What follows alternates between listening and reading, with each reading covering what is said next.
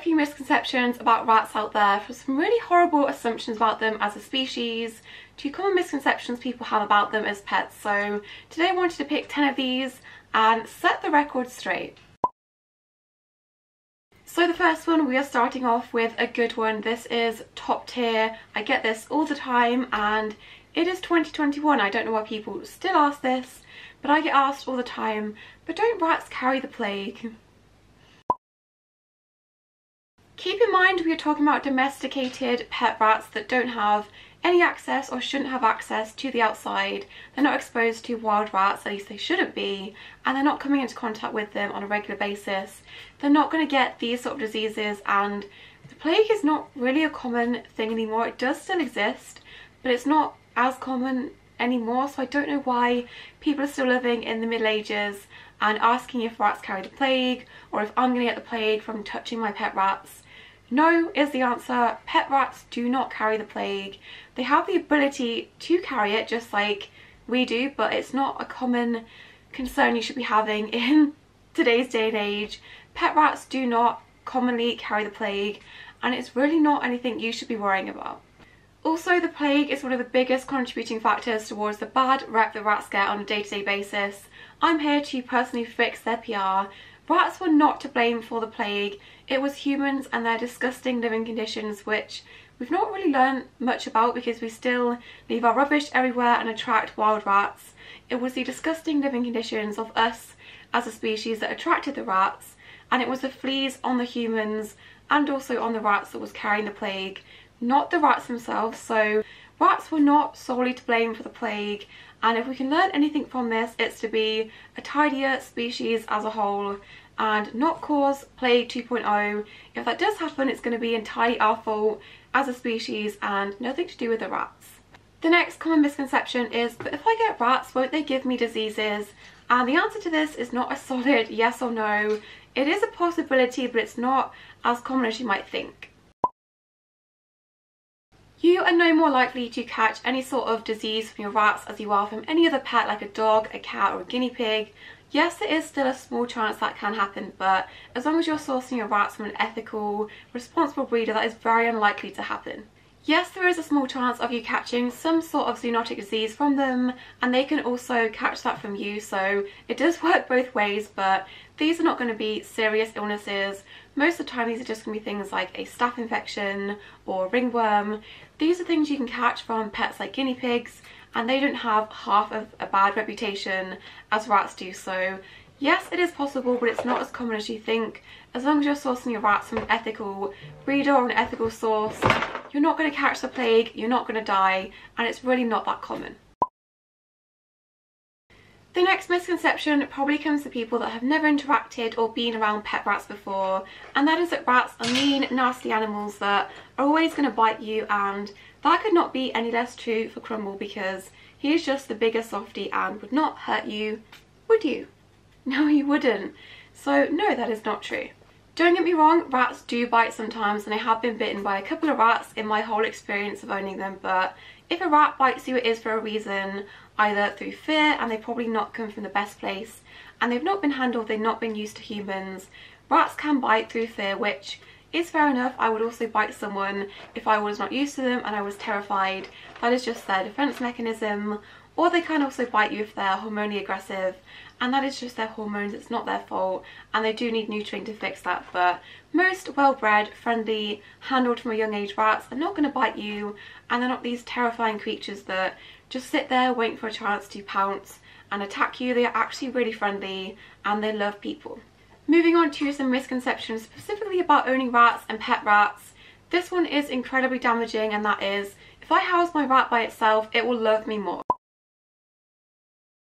Now, this is a really selfish outlook to have because rats are social animals. They have to live in pairs and groups, and housing a rat alone just for your own selfish wants and needs is not good rat ownership. You should be providing them with everything they need, including food, water, toys and company. So housing a rat by themselves just because you want them to be friendlier or love you more is not acceptable. It also won't necessarily mean that rat is going to love you more. Yes, they may appear excited and happy to see you whenever you're in the room, But that rat is acting that way because you are their only social attention. They should be having other rats around them 24/7 when you're at work, at school, sleeping.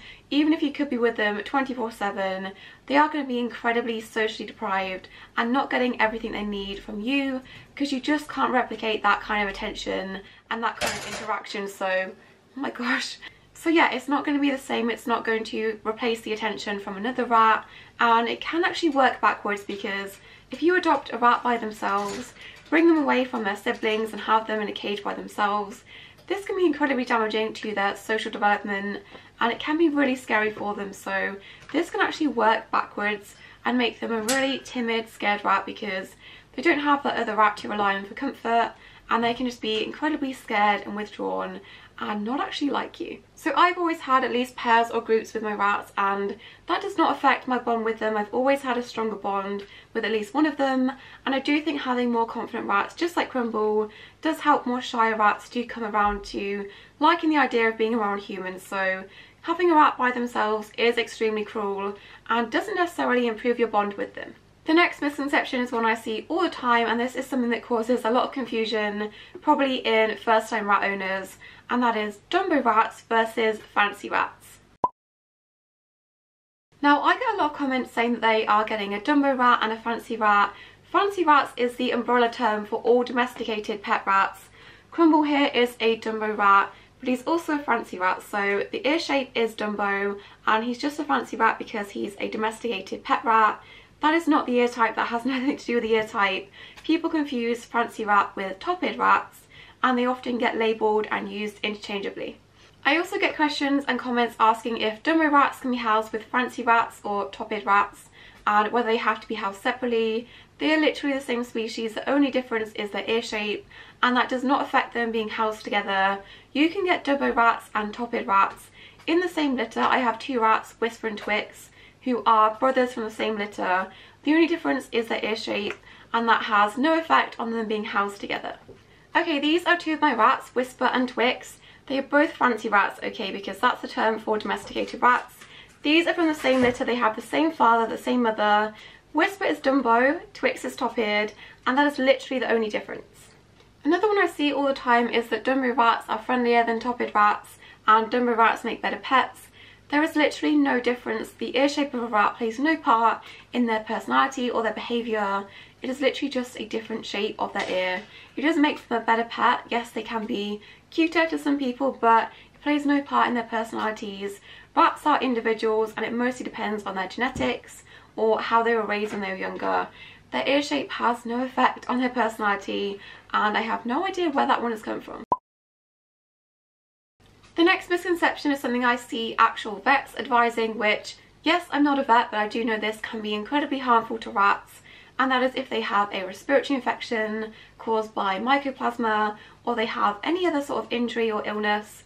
Obviously do go by a case-by-case basis, but sometimes vets will recommend separating your rats if they have a respiratory infection and housing them separately to the rest of the group. This is not necessary because this can actually stress your rats out by being by themselves, and stress can actually worsen their symptoms. But mycoplasma is something that all rats are born with. They don't pick this up from other rats, they don't pick this up from their environment. All rats are born with the strain of mycoplasma unless they're born by cesarean section. This is passed from their mothers to the babies, and all rats naturally carry this inside of them, so they're not going to catch this from the other rats. And if it did work that way, they've probably already been exposed to it, so separating them is not going to do anything. So in most cases, unless your rat is very seriously ill and the other rats are picking on them, or they are at risk of being attacked or compromised by being around the other rats, in most cases if you do have a sick or injured rat, always give them a buddy, because housing them alone suddenly in a different cage and without their friends can be incredibly stressful for them and actually cause them to get worse. The next one is that rats that have red or ruby eyes are inherently evil and you shouldn't keep them as pets because they will bite you. This is not true. Rats with ruby and red eyes are just like any other rat, and they deserve a home as much as any other rats, so do not let this put you off. I know some people have a fear of rats that have red eyes for some reason. I'm not sure the scientific reason behind that, but rats with red eyes can be perfectly good pets and they deserve a home like the rest of them. I think this one probably stems from the fact that rats with ruby eyes or red eyes just have poorer vision than rats with dark eyes. This can cause them sometimes to accidentally bite you if you approach them suddenly and they don't see you coming, or they mistake your finger for some food. They can sometimes accidentally bite you, but that's not their fault, that's not them being evil, they just literally can't see.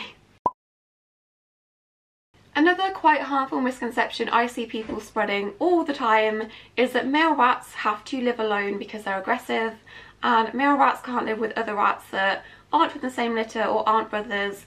This is not true. I think this is probably people getting confused with male mice. Male mice are incredibly aggressive to other males, and they do have to be housed separately or neutered to be housed together, so I think that's probably where this misconception comes from. Yes, male rats can be quite territorial and can be aggressive sometimes, but this can be easily fixed with a neuter, and it doesn't mean you have to house them alone or you have to house unrelated males separately. So I have 4 male rats, and out of those only 2 of them are related, 2 of them are brothers, the rest are completely unrelated. And to be honest, the brothers don't have the strongest bond. They have stronger bonds with other rats, and it doesn't really affect the dynamics of the group. And I did have to get 2 of my rats neutered, but in the past all of my male rats have never been from the same litter and it's worked perfectly fine. So unrelated male rats, or male rats in general, should not be housed alone. So the next misconception about owning rats and keeping rats is that feeding them a mix just like this one is not good for them and should be avoided at all costs. This is advice you'll see in PetSmart guides or Pets at Home care guides, and this is not true. So the idea behind that is that rats will selectively pick out the pieces they want and just ignore all of the other food, and this will cause them to have a nutritional imbalance. This is not true if you are feeding your rats in the correct way. If you're giving them in a tub or a bowl like this, they are going to gravitate towards the pieces they like the most, like the piece of cereal for example, and they will eat those first, but don't top up their food, don't continuously keep putting more food in, because they will then have the choice of picking out pieces they want. Make sure your rats are eating all of the food they've got before giving them any more food. So as long as you're not overfeeding your rats or continuously keeping their bowl topped up, like some care guides will advise you, or you're not also giving it in a bowl in the first place, because this is incredibly boring for them and it doesn't make things interesting. So if they have this just sitting around in their cage all day, they are going to be selectively just picking pieces they want. If they have to forage and find their food, they are more likely to eat all of the mix, and I don't recommend giving it to them in a food bowl, which I can't find, so I put it in a plastic tub. But always make food time interesting for them. Don't feed them too much. I recommend about 12 to 15 grams per rat, and they shouldn't selectively eat their mix. The last misconception is a strange one, but I do get these sometimes, and that is rats and mice are the same, or mice are baby rats, or rats and mice can be housed together. So none of these are true. Rats and mice are 2 entirely separate species. Yes, they do have some similarities and they do resemble each other. Mice do look like mini rats in some aspects, but they are 2 entirely separate species, and mice are not baby rats. Baby rats are baby rats. Mice have nothing to do with it, and no, they cannot be housed together. In the wild, if a rat found a mouse, they would kill them and possibly eat them. So never introduce your rats to your mice or try to house them together, because they do have separate care requirements, separate diet requirements, and mice are terrified of rats, so housing them in the same enclosure is incredibly cruel and should not be done under any circumstances. That also includes not having play dates with your rats and your mice. Neither of them will benefit from this, and it is incredibly risky. So rats and mice are 2 entirely separate species and they should never be mixed together. So those were just 10 misconceptions that I hear about rats all the time that I wanted to dispel in today's video. Let me know in the comments what kind of misconceptions you've heard that really annoy you. Please let me know, I would love to hear them. But I hope this video has been interesting, and I hope it might have cleared up some misconceptions that you've had about rats. Don't forget to subscribe to see more rat videos, and I'll see you in my next video. Bye!